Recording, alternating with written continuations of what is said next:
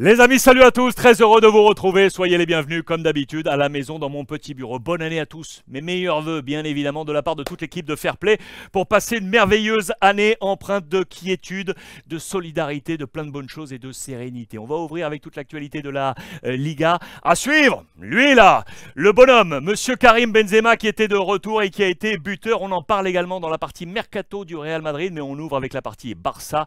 Et monsieur Xavi, l'entraîneur catalan, pas content du tout, Xavi est fâché.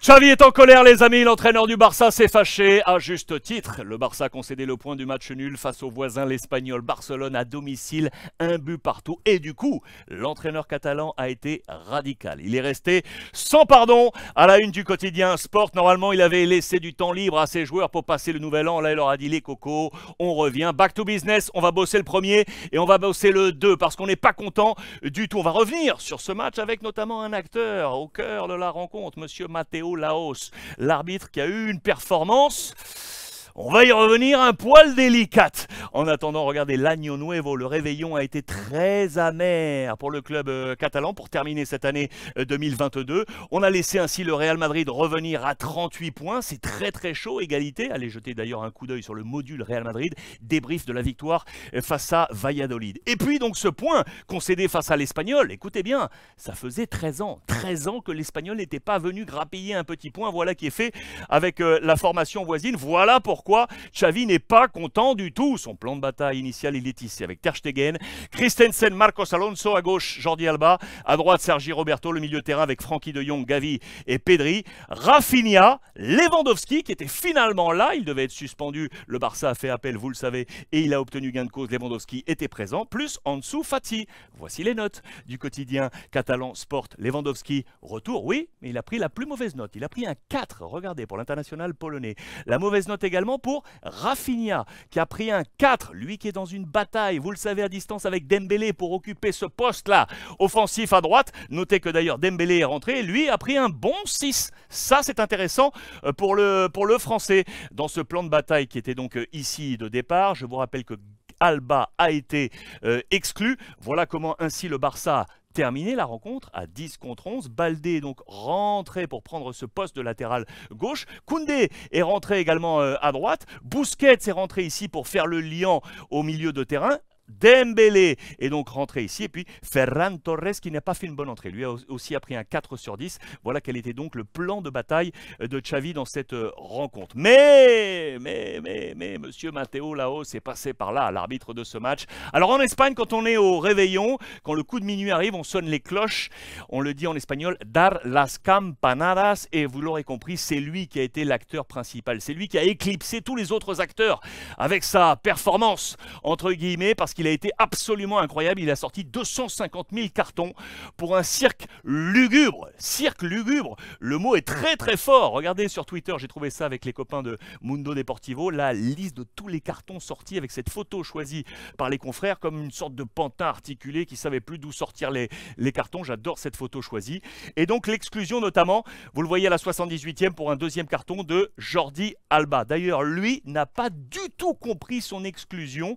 Il le dit très clairement, il pense que Mateo s'est trompé, qu'il a oublié qu'il lui avait déjà donné un premier carton jaune et que quand il sort le deuxième, il ne pouvait plus revenir en arrière et il pense que là, il y a une grosse erreur de la part de l'arbitre. En attendant, il a été exclu. Si on veut prendre tout de même des bonnes nouvelles dans ce match côté catalan, je voulais juste vous montrer cette photo parce que c'est toujours sympa de voir que le Barça a réussi une année 2022 avec des hommes forts. Je pense notamment au titre de Golden Boy du petit Gavi ou encore le soulier d'or de Robert Lewandowski. Les deux prix ont été présenté au public juste avant le coup d'envoi de cette rencontre. Lewandowski d'ailleurs est toujours Pichichi, meilleur buteur de ce championnat espagnol avec 13. Attention, Karim Benzema a marqué, il est de retour. Le Français, il revient dans l'échelle ici, dans le 11 type de cette semaine. Notez, c'est intéressant, peu de Barcelonais, il n'y en a qu'un.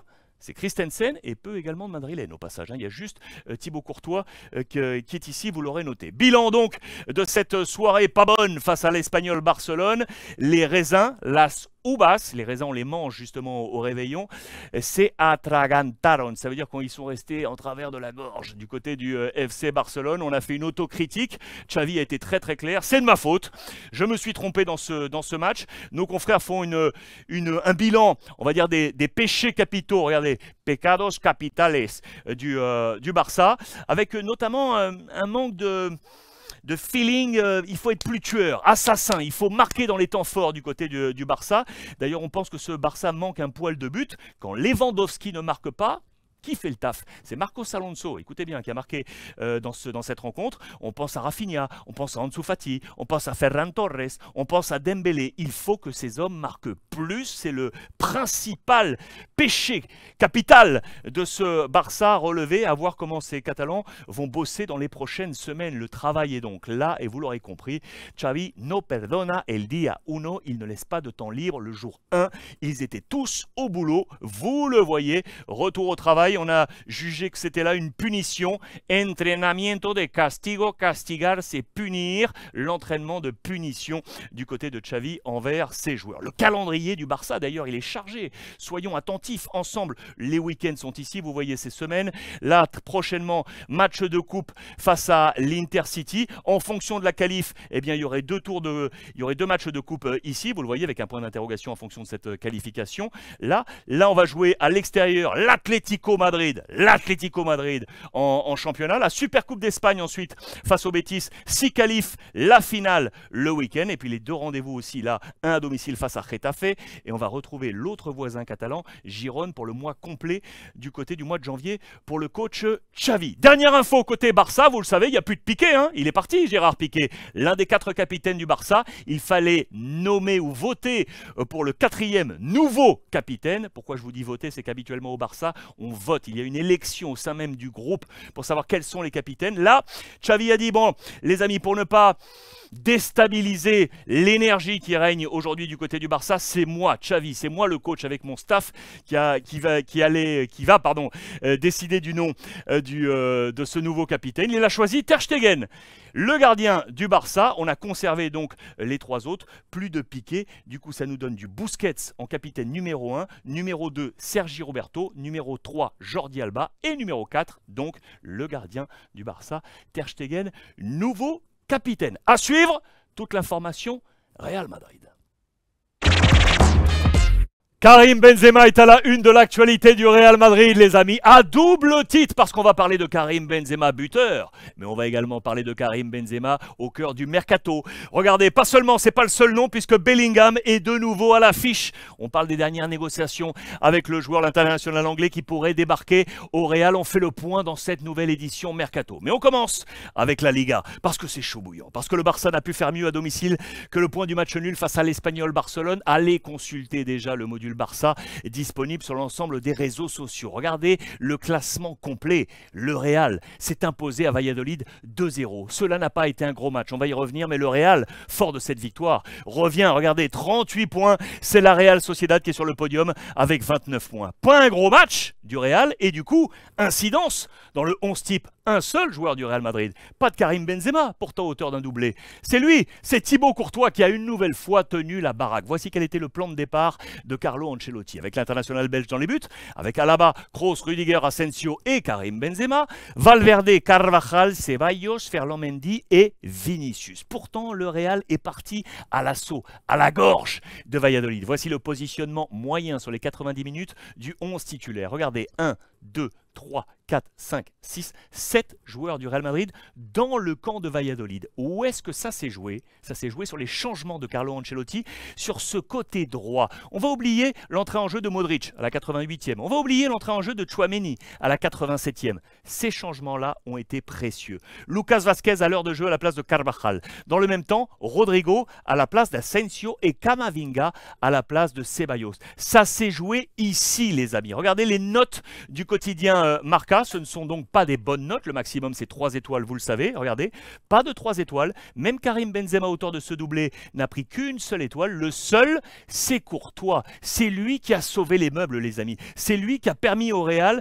d'attendre. Parce que si on était parti à l'assaut, eh bien, le Real a dû pourtant subir des occasions fortes de Valladolid. Il a fallu une multitude d'arrêts de Courtois. Courtois a sauvé et Karim a marqué. Ça, c'est la photo de Karim qui marque en fin de rencontre. Et voici la photo de Courtois qui a sauvé jusqu'alors.